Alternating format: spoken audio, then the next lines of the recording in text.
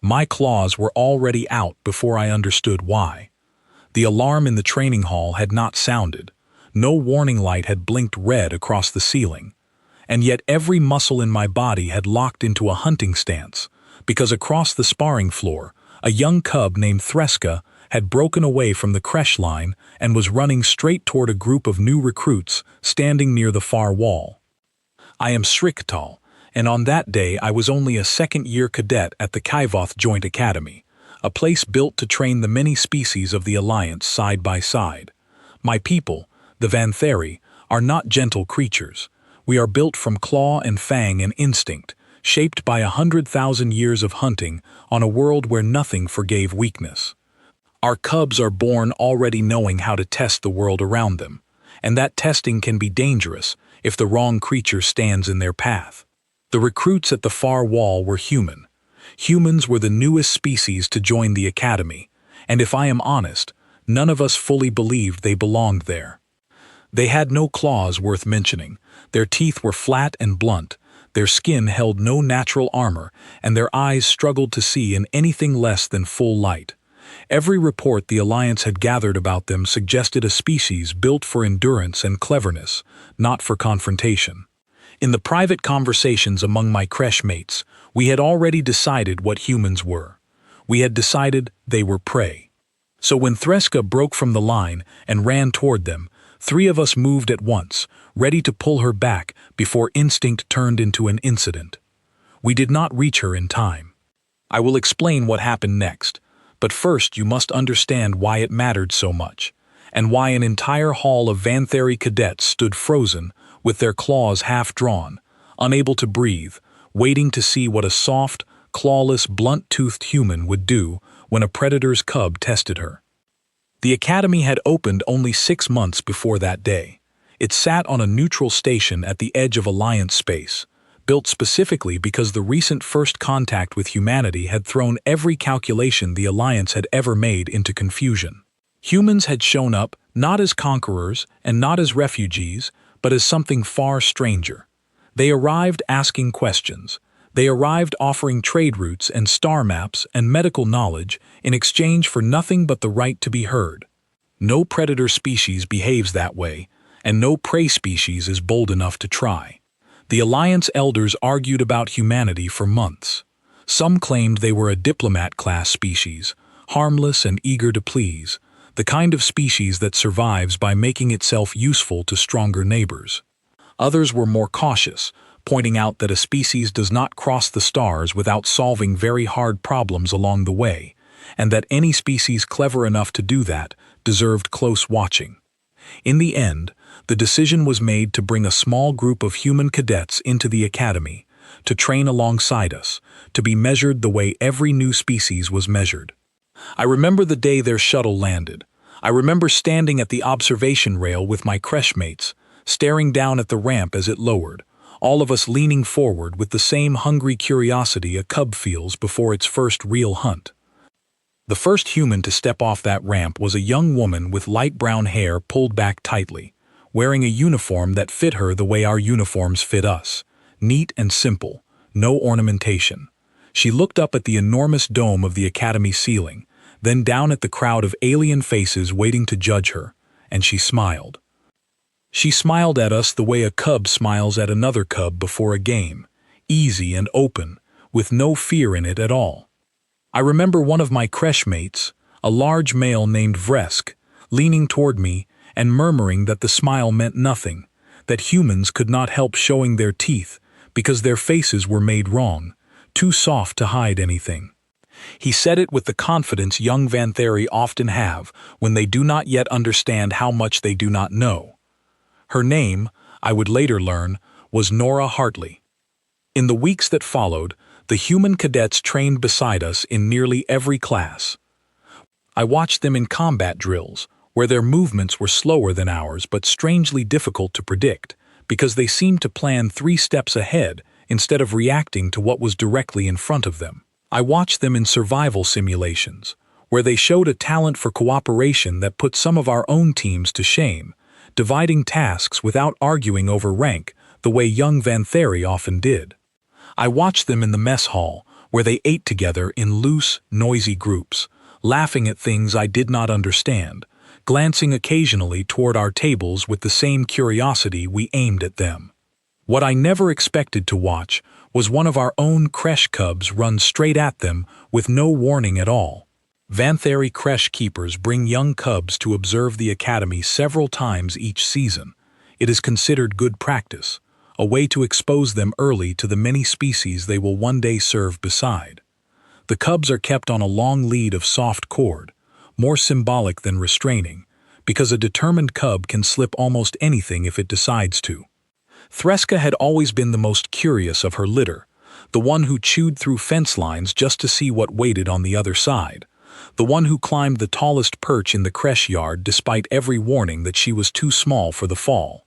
That day, the creche keepers had brought 6 cubs to the observation gallery above the main sparring floor, where the human recruits were finishing a session on unarmed defense. I was there because my afternoon shift required me to assist with cub supervision, a duty most senior cadets found tedious, but that I secretly enjoyed, since cubs had not yet learned to hide their honesty behind manners the way adults had. Threska had been quiet for most of the session, watching the humans below with wide, unblinking eyes. Cubs her age are drawn instinctively to anything that moves differently from what they already know, and the humans below moved very differently indeed. Their gait was upright and balanced in a way our low, prowling stride was not. Their hands moved constantly, gesturing as they spoke, a habit none of us shared. To a cub only recently weaned from instinct into curiosity, humans must have looked like an entirely new kind of puzzle. I did not see the exact moment her lead slipped free. One instant she was seated beside the creche keeper, and the next she was a small dark blur streaking down the gallery stairs toward the sparring floor below. The creche keeper called out, sharp and urgent, the kind of call meant to freeze a cub in place through pure instinct. It did not work. Threska was already too far, already moving too fast, already caught in the grip of the oldest impulse our species carries, the impulse to test. I ran after her, my claws sliding free without any conscious decision on my part, because every Vantheri instinct I possessed was screaming the same warning. A cub loose near an unfamiliar species was a disaster waiting to happen, not because Threska meant harm, but because a predator cub's greeting is not gentle by the standards of softer species. It is a challenge disguised as play, a low growl and a mock lunge, meant to see whether the target will flinch, flee, or stand its ground. Among our own kind, it is a harmless ritual, the very beginning of how young Vantheri learn to read the creatures around them. Among a species with no claws and no warning instincts of their own, it could be read as an attack. It could end with a frightened human throwing a defensive strike that harmed the cub. It could end with the cub, startled by that strike, escalating instinctively into a real confrontation. Neither outcome bore imagining, and both had happened before, at other joint facilities, which was exactly why cubs were normally kept so far from unfamiliar species during observation visits. By the time I reached the top of the stairs, Threska had already crossed half the sparring floor, and every human cadet below had turned to see the small, dark, four-legged shape sprinting toward them with far more speed than her size suggested she should possess. I called her name, uselessly, my voice lost beneath the sudden hush that had fallen over the entire hall. Every Vantheri cadet on the gallery had gone still, the way our kind goes still only in the presence of real danger, watching the small tragedy about to unfold below us, with a helplessness none of us were built to feel. The human cadets did not scatter.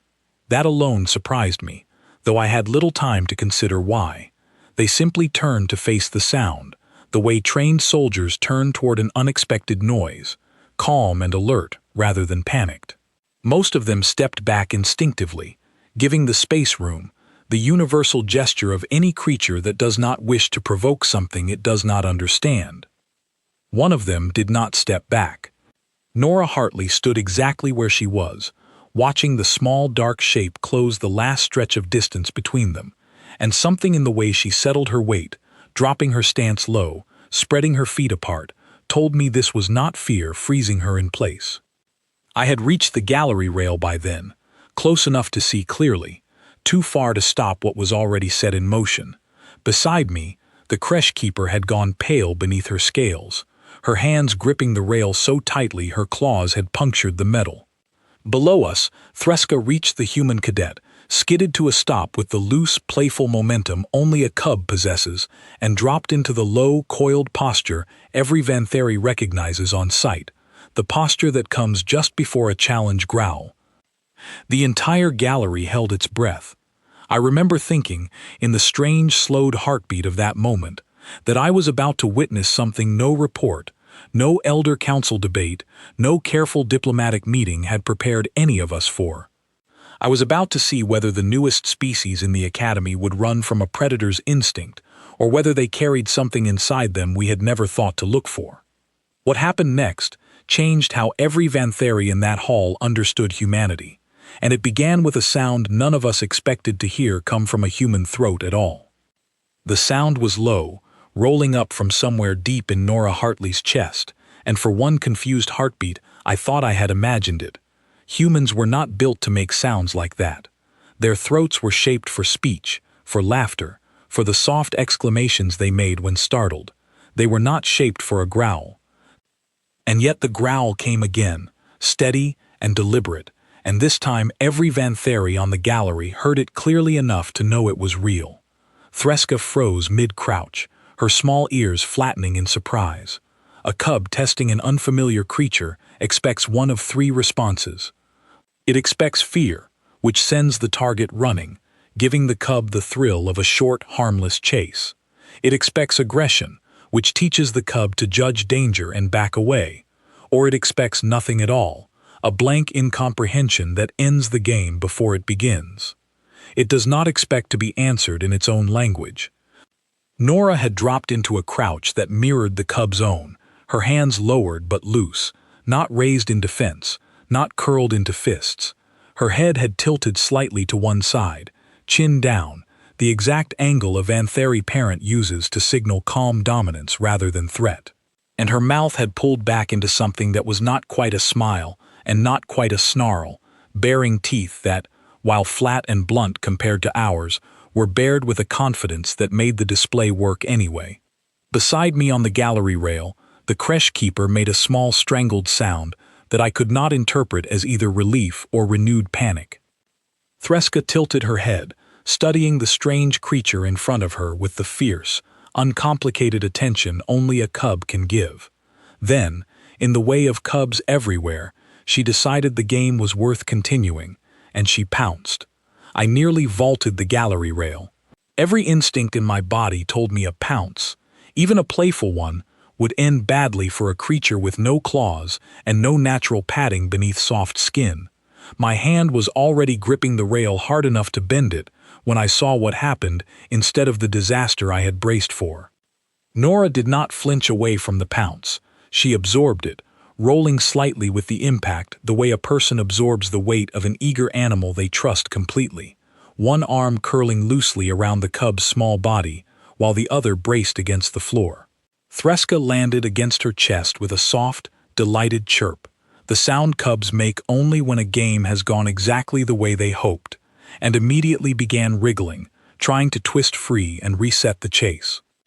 Nora let her go, but only partway, keeping one hand resting lightly on the cub's back, the way a much larger predator might rest a paw on a smaller one during play, communicating without force that the game had rules, that the human was neither prey to be conquered nor a threat to be feared, but something else entirely, something the cub's instincts did not have a name for and yet somehow understood.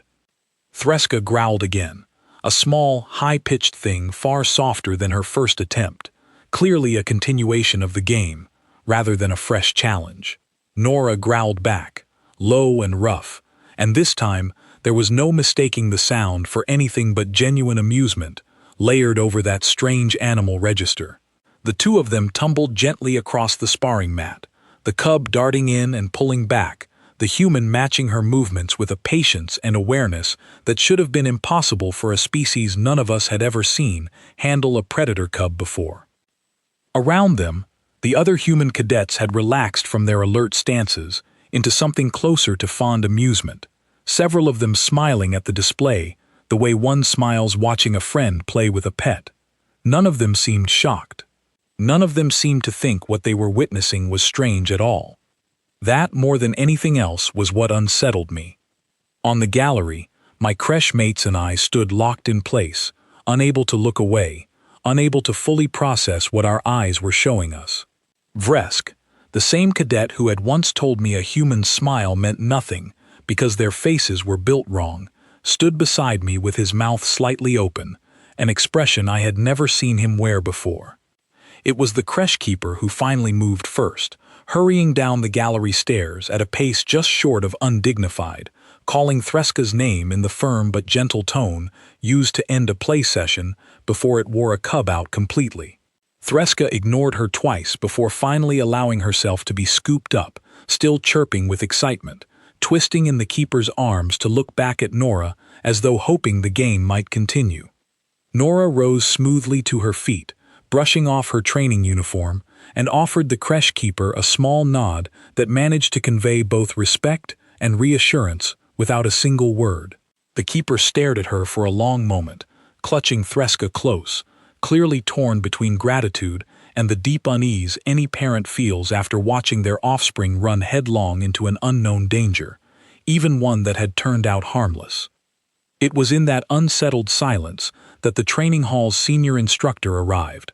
His name was Calric, an elder Vantheri who had served the academy since its founding, a veteran of border patrols long before the joint program existed, a cadet trainer known across every creche line for a temper as sharp as his claws and a patience that ran thin around anything he considered reckless.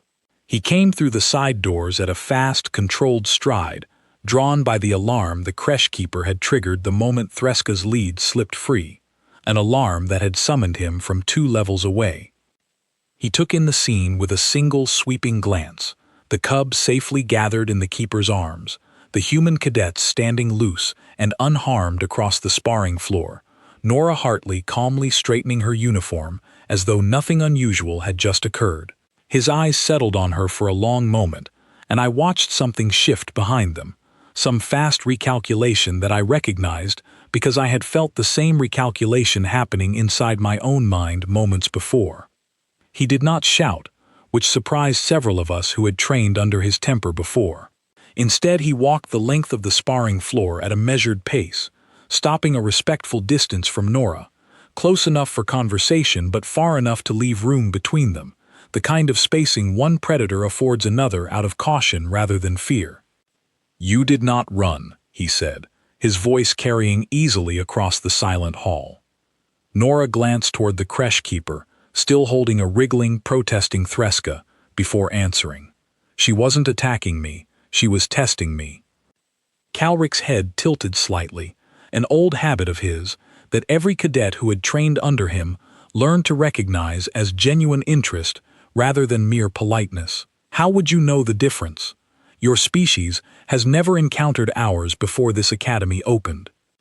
I didn't know the difference between your species specifically, Nora admitted, and there was no shame in the admission, only simple honesty. But I know the difference between play and attack. Every predator on my homeworld shows it the same way, even the ones that never met each other before either.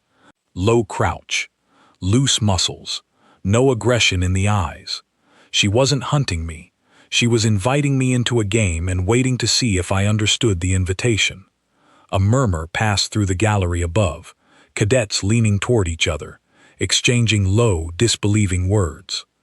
I found myself gripping the rail again, though this time it was not fear driving the motion, but something closer to fascination. Calric studied her for a long moment, and I could see him weighing her answer the way an elder weighs a claim he does not fully believe, yet cannot immediately dismiss. And if you had misjudged it, if her invitation had turned to something sharper halfway through, Nora's expression did not waver. Then I would have adjusted. That's the whole point of reading a creature instead of guessing at it. You don't decide everything before the interaction starts. You watch, and you respond to what's actually happening, not to what you assumed would happen. Tok. The silence that followed felt different from the frozen silence before it, heavier with thought rather than fear. Calric glanced once more toward the creche keeper, who gave a small, reluctant nod confirming that Threska showed no distress, no injury, nothing but the restless energy of a cub whose game had been cut short too soon. "You will remain after this session," Calric said finally, addressing Nora directly. "I have questions I expect the Academy's official reports will not have answered adequately." Nora nodded, unbothered, and something in her calm acceptance of a senior Vantheri instructor's clipped, formal request told me she had already understood something the rest of us were only beginning to grasp, that respect between predators is rarely offered freely, and that she had just earned a measure of it in front of an entire hall of witnesses without raising her voice or her hands even once. As the crowd of cadets began to disperse from the gallery, murmuring among themselves in low, urgent tones, I lingered at the rail longer than I needed to, watching Nora gather her training equipment with the same unhurried calm she had shown throughout the entire encounter. Vresk lingered beside me, and for once he had nothing dismissive to say. "That should not have worked," he finally muttered, more to himself than to me. I did not answer him, because I did not yet have an answer to give. Everything I had been taught about humans, everything my creche mates and I had quietly decided about the softest, most fragile-seeming species to ever walk into our academy, had just been challenged by a single growl and a smile that was not quite a smile. I did not know it then, but that afternoon marked the beginning of a change that would spread far beyond the walls of that training hall, a change that would eventually reach every corner of the Alliance and force an entire council of elder species to reconsider everything they believed they understood about the newest members of their community. For now, all I knew was that I needed to understand how a clawless, blunt-toothed, upright walking creature had managed to speak the oldest language my species possessed as though she had been born already knowing it. I decided, standing there at the rail, with my claws still faintly extended from the tension of the last several minutes, that I would find out exactly how. News of what happened in the training hall spread through the academy faster than any official report could have carried it. By the time evening meal shift arrived, every cadet in the mess hall seemed to know some version of the story, and most versions had already grown taller in the telling. I heard one account claiming Nora had wrestled Threska to the ground. I heard another claiming she had spoken to the cub in perfect Vantheri, which was absurd, since our language relies on throat clicks no human throat could ever produce. I did not correct anyone. I was too busy trying to arrange a way into the room where Calric had asked Nora to remain behind. Officially, I had no reason to be there. Second-year cadets were not invited to instructor debriefings, and Calric was not known for tolerating cadets who inserted themselves where they had not been asked.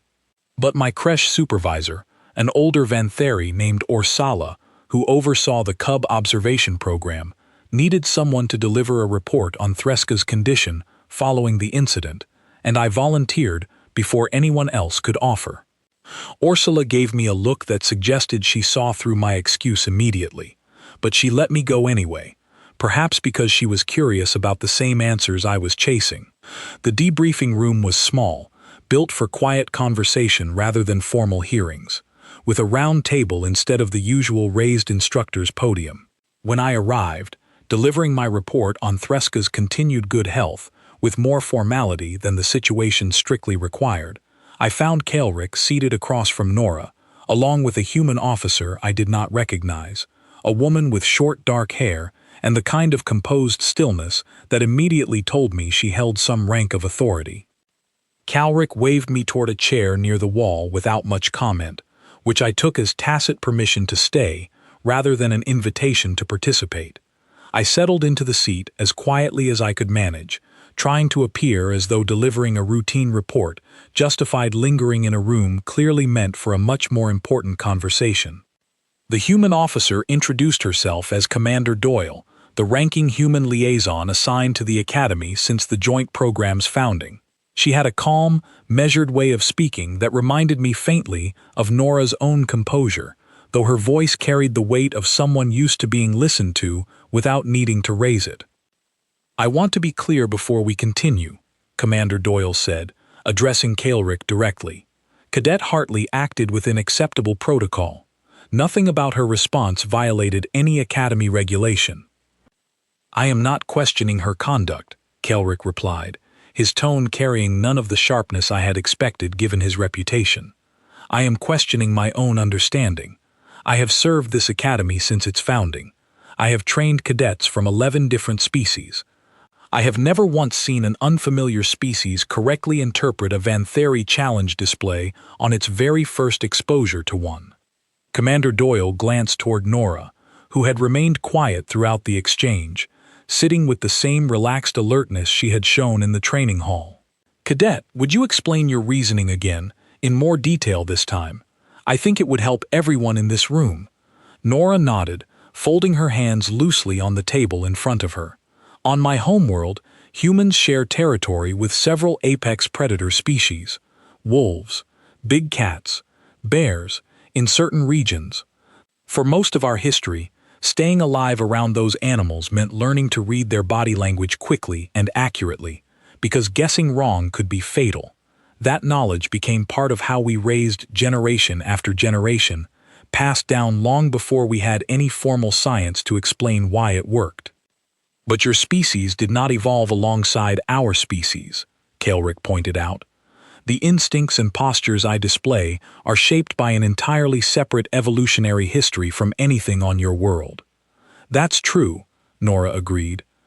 "But predator behavior tends to follow similar patterns across a lot of different environments, because the underlying problems predators are solving are similar too. A crouch that lowers the center of gravity and loads the legs for a lunge looks roughly the same whether it belongs to an animal from my homeworld or yours, because physics doesn't change between planets. A play growl sounds different from a threat growl because the muscles producing it are held differently, looser in play, tighter in genuine aggression. I didn't need to have met your species before to recognize those patterns. I only needed to know what to look for." I found myself leaning forward slightly in my chair, forgetting entirely that I was supposed to be a silent, unnoticed presence along the wall. Kaelric noticed my movement and gave me a brief, assessing glance before returning his attention to Nora. "You make it sound simple," he said. "Yet you are the only cadet in that entire hall, human or otherwise, who responded correctly in the moment it mattered." "It wasn't simple," Nora admitted. "It was fast. There's a difference. I didn't have time to think through every piece of theory I just explained to you. I saw the crouch. I saw the muscles were loose rather than tense. I saw her eyes weren't locked in the way a genuine threat display locks eyes. And something in my gut told me the situation called for engagement, not retreat. The reasoning came afterward. In the moment, it was closer to instinct than logic." Kaelric sat back slightly in his chair, and I recognized the posture, the same slow reassessment I had seen from him back in the training hall. "Instinct," he repeated, as though testing the weight of the word. "You claim your species possesses predator instincts." "I claim my species possesses survival instincts shaped by a very long history of living near real danger," Nora said carefully. "Whether that counts as the same thing your species means by predator instinct, I honestly don't know. I'm not a xenobiologist, I'm a cadet." Commander Doyle allowed a small, tired smile at that, the kind of smile that suggested she had heard Nora deflect credit before, and found it both frustrating and admirable in equal measure. For what it's worth, Cadet Hartley has consistently scored at the top of every situational awareness assessment since arriving at this academy. This isn't the first time her instincts, or her training, whichever term we prefer, have produced results the rest of us didn't anticipate. Kaelric was quiet for a long moment, his claws tapping once, slowly, against the tabletop, a habit I recognized as deep thought rather than impatience. Finally he spoke, and what he said next was the reason that meeting would remain burned into my memory, far longer than the incident that had caused it. "I would like to propose a formal assessment," he said, "not a punishment, and not merely a curiosity exercise. A genuine evaluation, conducted under controlled and safe conditions, to determine whether what happened today with Cadet Hartley was an isolated exception, or whether it represents something the Alliance has fundamentally misjudged about humanity's capabilities. Commander Doyle's expression sharpened with immediate interest. "What did you have in mind?" "Supervised interaction sessions," Kelrick said, "between selected human cadets and creche cubs, conducted under full observation from both creche keepers and academy instructors, with every safety protocol our program has ever developed in place. If Cadet Hartley's response today was luck, or an isolated skill unique to her alone, the sessions will show it quickly, and we will end the program before any real risk develops. But if her response reflects something broader within her species, something the Alliance needs to understand before humanity takes on greater roles within our joint operations, then we owe it to both our peoples to learn that as clearly and as quickly as possible." The room went quiet. I realized I was holding my breath, and I forced myself to release it slowly, careful not to draw further attention. Nora was the one who finally broke the silence. "I'll volunteer, if that helps move things forward." "It does," Kelrick said, "though you will not be the only cadet involved. I want a wider sample, cadets from multiple species, human and otherwise, so the results carry weight beyond a single individual's talent." Commander Doyle nodded slowly, already turning the proposal over with the careful consideration of someone who understood exactly how much political weight such an experiment could carry if word of it reached the wider Alliance Council before results were ready. "I'll need to clear this through my own chain of command, but in principle, I don't see a reason to refuse. If anything, this could be valuable for both our peoples, provided the safety protocols are as thorough as you're describing." "They will be," Kelrick said firmly. "I have overseen creche safety procedures for longer than most cadets in this academy have been alive. I do not intend to grow careless now, regardless of how promising today's incident appeared." As the meeting drew toward its close, with details still to be worked out between Kelrick and Commander Doyle, my creche supervisor's report long since delivered and largely forgotten in the corner of the room, I found myself watching Nora more closely than before. She had not asked for any of this. She had reacted instinctively in a single unplanned moment, and now that single moment had grown into something that could reshape how the entire Alliance understood her species. I wondered, watching her calm expression as Kelrick and Commander Doyle continued their discussion, whether she understood the weight of what was beginning around her, or whether she was simply doing what she always did, responding honestly to whatever situation stood directly in front of her, without spending much thought on the larger consequences that might follow. Before I left the room, Kelrick caught my eye and gestured me over with a short flick of one claw. I approached cautiously, unsure what I had done to draw his attention. "You are the cadet who assists with creche supervision," he said. It was not a question. "Yes, Elder," I answered, using the respectful address reserved for senior instructors. "You witnessed the entire incident from the gallery." "I did." He studied me for a moment longer than felt entirely comfortable. "I will need cadets to assist with the supervised sessions once they begin. Cadets who already understand creche protocol, and who clearly have an interest in understanding this matter as thoroughly as I intend to. Report to my office tomorrow, after your morning classes conclude." I nearly forgot to give the proper acknowledgement before he dismissed me, too startled by the unexpected assignment to respond with anything but a stiff, formal nod. Walking back toward the cadet quarters that evening, my thoughts circled endlessly around everything I had witnessed and overheard.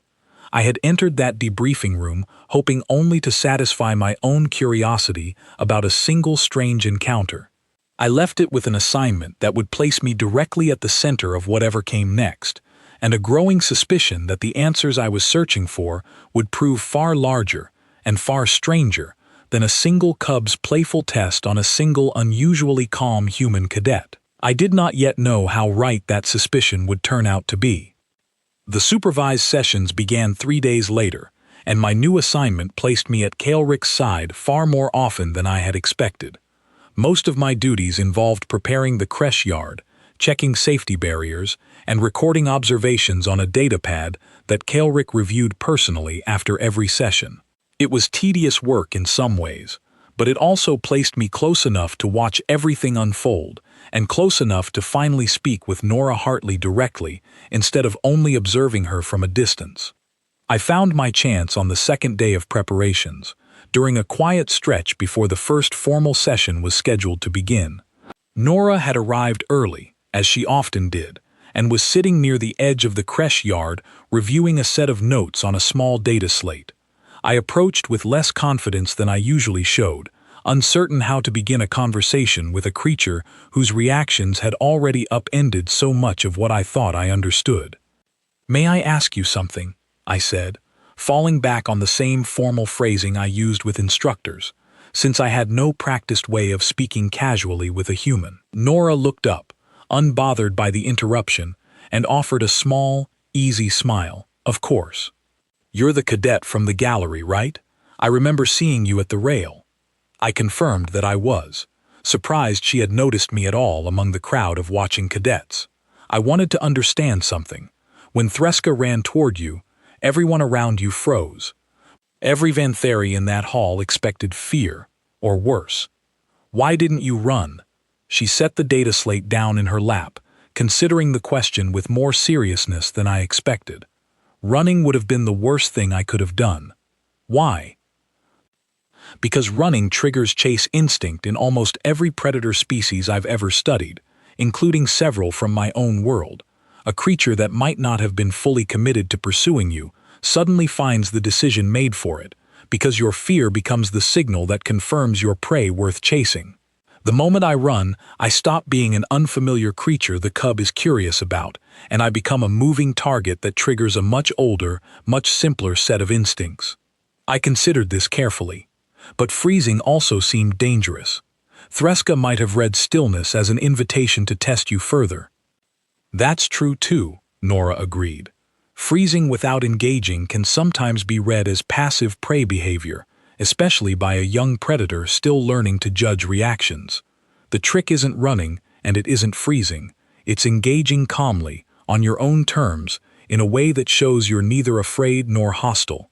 That's harder to fake convincingly than either running or freezing, which is probably part of why it works. A predator testing you is looking for genuine signals, not performed ones. "How did you learn to do this?" I asked. "Your species has never encountered mine before this academy opened its doors." Nora was quiet for a moment, and when she answered, her voice had softened slightly, carrying the weight of something she clearly considered important. Humans have a strange relationship with predators, going back further than most of our written history. For a very long time we were prey ourselves, hunted by animals stronger and faster than we were.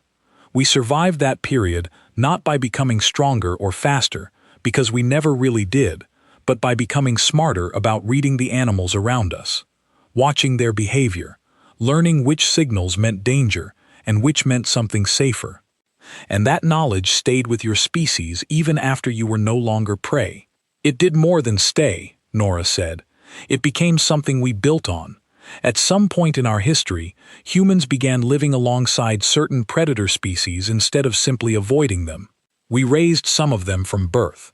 We trained them, worked alongside them, trusted them in ways that would have seemed impossible to our ancestors who once feared them. That kind of relationship only works if you understand a predator's signals well enough to know when trust is safe to offer and when it isn't. I turned this idea over slowly, trying to imagine what my own creche mates would think of a prey species choosing, entirely voluntarily, to live alongside the very predators that had once hunted them. It was not a concept our own history contained.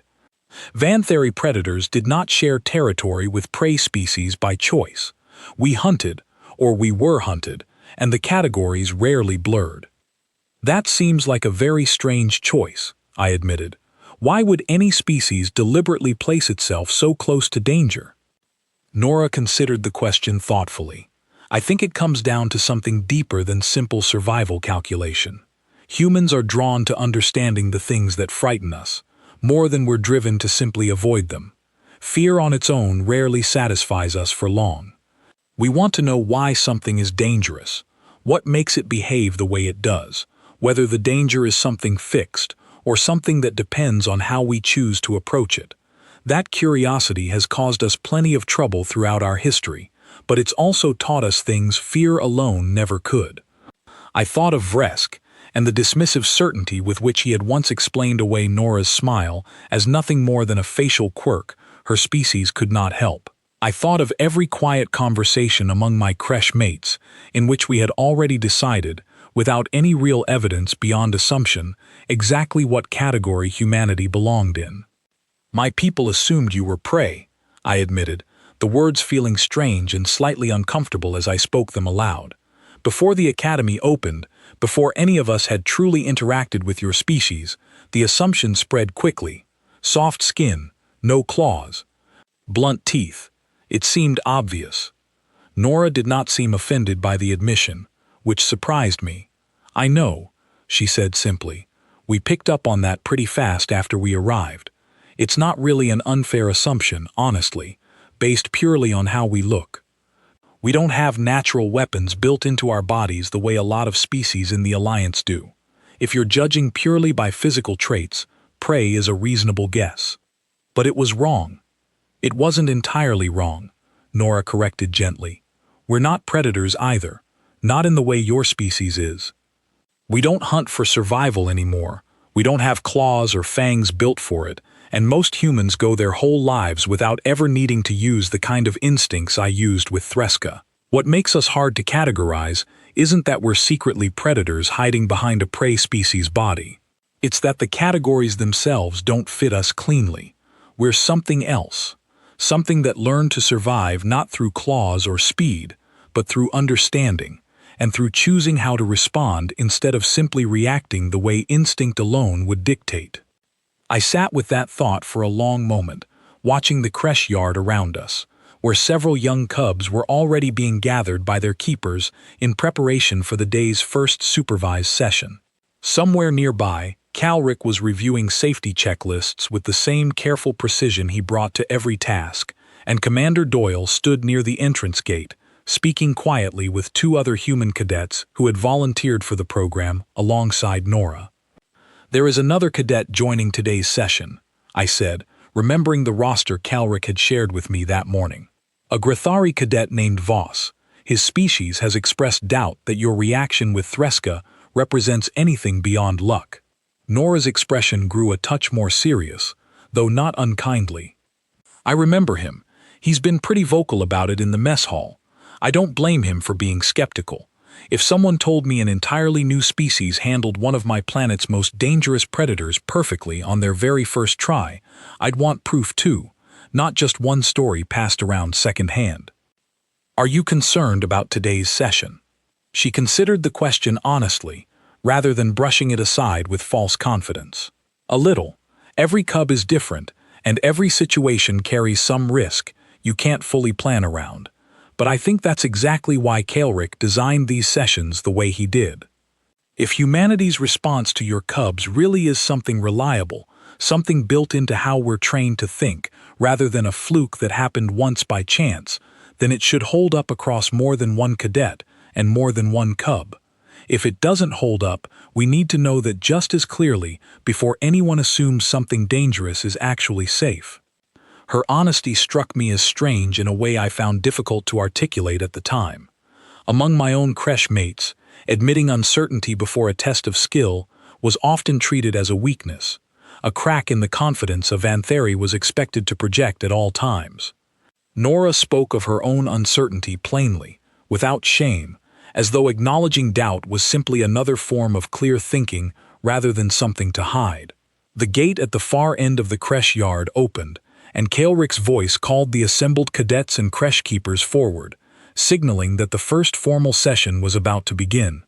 Nora rose from her seat, tucking her data slate away, and offered me a brief, friendly nod before moving to join the small group of volunteer cadets gathering near the center of the yard. I remained near the observation post Calric had assigned me, datapad ready, my earlier conversation with Nora still circling through my thoughts. I had come to this program hoping to understand a single strange moment in a training hall.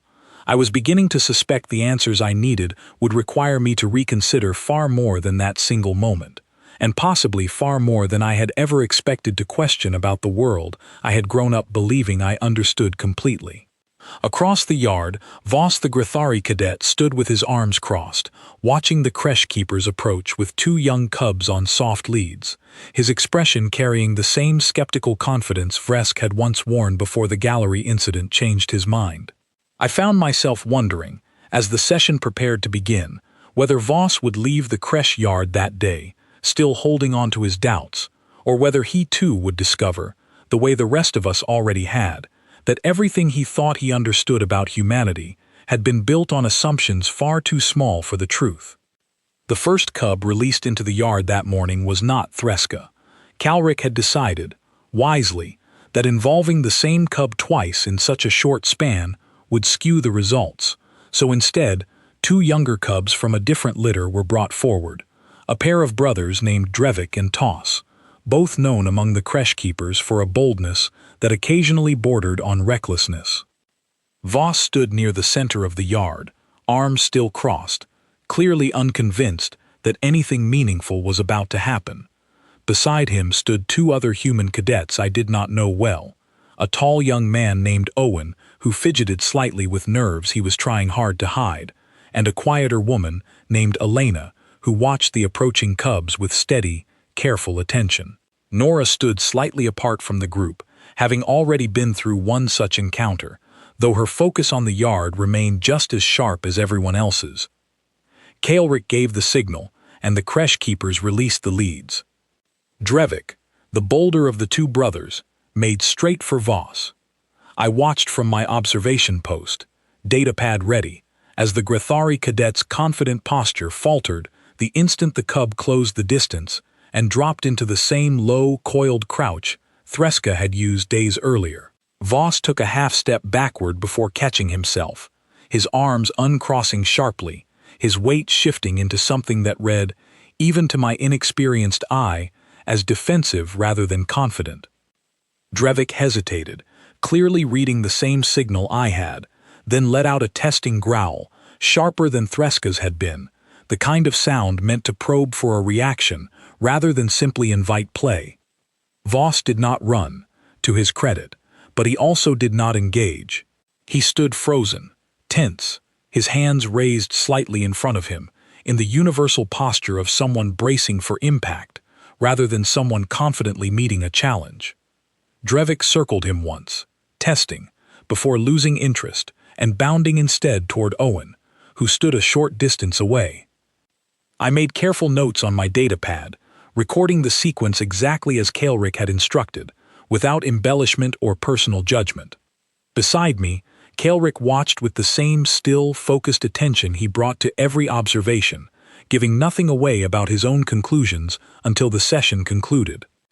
Owen fared little better than Voss when Drevik reached him, though his uncertainty showed differently, a nervous half-laugh escaping him as he shifted his weight from foot to foot, clearly trying to decide whether the small predator approaching him was a threat or simply an oddly aggressive animal wanting attention. His hesitation cost him the same way Voss's tension had, and Drevik soon abandoned him as well, drawn by that point toward the second cub, Toss, who had wandered toward Elena on the opposite side of the yard. Elena's reaction surprised me. Unlike Voss's stiff retreat or Owen's nervous uncertainty, she crouched low and steady the moment Toss approached, her movements slower and more deliberate than Nora's had been, but carrying the same essential calm. When Toss growled his testing challenge, Elena answered with a low sound of her own, quieter than Nora's, more hesitant, but genuine enough that Toss paused, head tilting with the same startled curiosity I remembered seeing in Threska. The two of them settled into a cautious version of the same play I had witnessed days earlier, Elena clearly less confident than Nora had been, occasionally flinching slightly when Toss moved faster than she expected, but never breaking the engagement entirely, never allowing her uncertainty to tip into panic. By the time the creche keepers called the cubs back for a rest period, Toss had accepted her company without incident, and Elena straightened slowly, letting out a long breath that carried more relief than triumph. Calric gathered the group afterward, along with Commander Doyle, who had watched the entire session from near the yard entrance.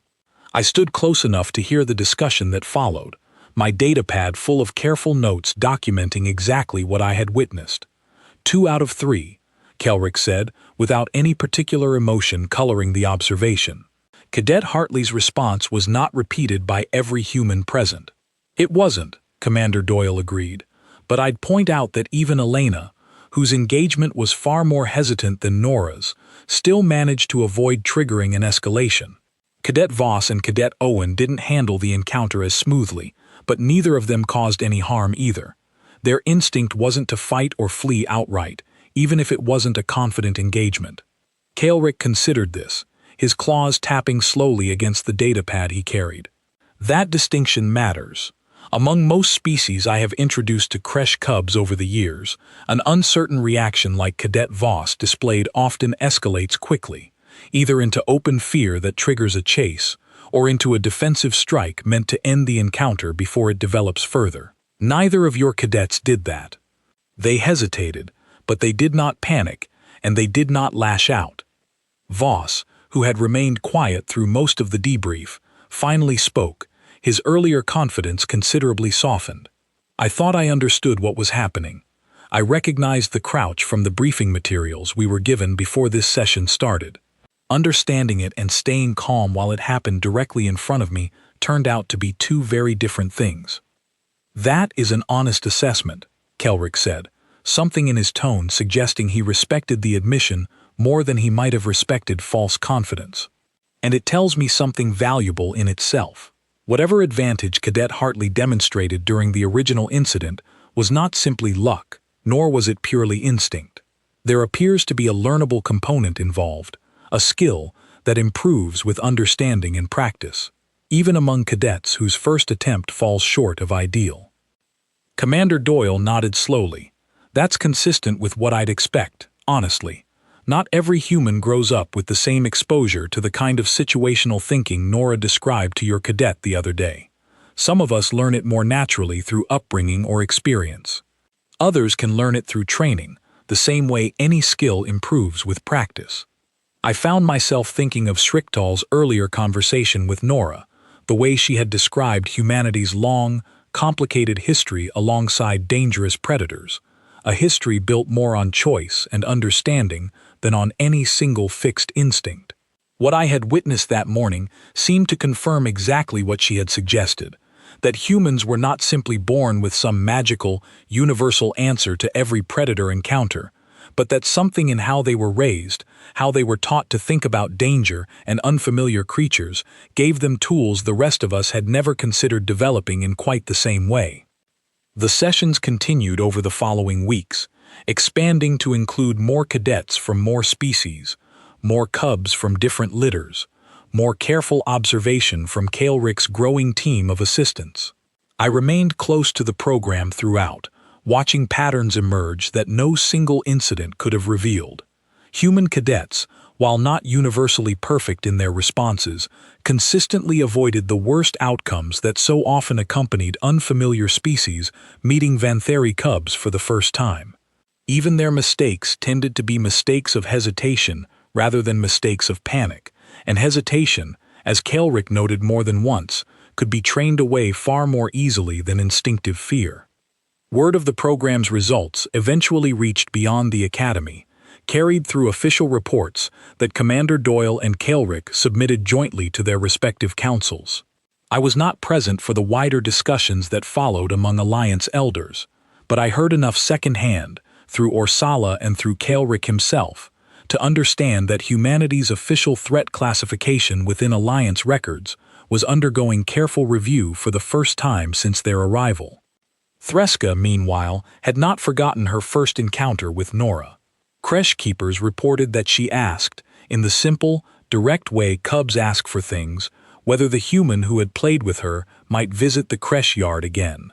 Kelrick, perhaps recognizing the value of continued positive exposure, arranged for Nora to return for supervised visits when her schedule allowed, and I found myself present for several of these visits in my ongoing role as an assistant to the program. It was during one such visit, weeks after the original incident, that I finally worked up the confidence to attempt something I had been quietly considering since that very first day at the gallery rail. Threska had settled contentedly near Nora's feet, worn out from an afternoon of play, while Nora and I stood nearby, discussing the creche keeper's latest observations. In a pause in the conversation, before I could second-guess myself out of the impulse, I dropped low, the way I had watched Threska do so many times, and let out a quiet, testing growl of my own.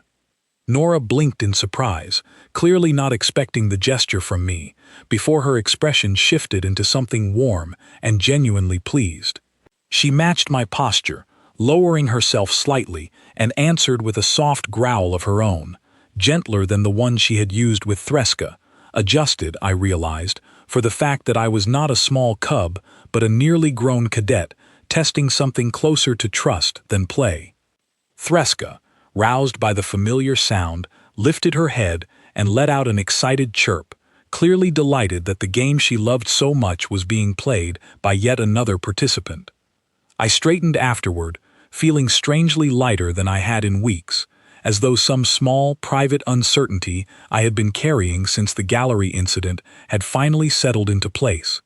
Nora smiled at me, the same easy, open smile I remembered from her first day stepping off that shuttle, and I understood, in a way I could not have articulated before that moment, exactly why that smile had unsettled my creche mates so deeply on the day humans first arrived. It was not the smile of prey hoping to avoid notice. It was not the smile of a predator concealing intent. It was simply the smile of a creature confident enough in its own understanding of the world to meet whatever it encountered honestly, on its own terms, without needing to hide behind either fear or false aggression.